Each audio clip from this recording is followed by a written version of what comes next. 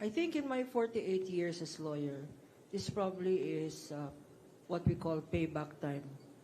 And this is where I think very serious legal issues are concerned because they constitute articles of impeachment against a very high official.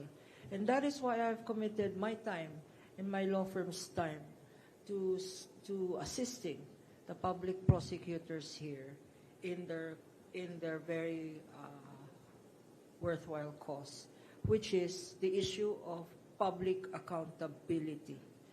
This has been a crusade since last year when we also volunteered to help give legal advice to the impeachment team last year. So this is a continuation of our crusade. Let me just say here that this is not about us. This is not about us, public and private prosecutors. This is about all of you. This is about the country. This is about public officials being called to task on their accountability to the Constitution and ultimately to the people.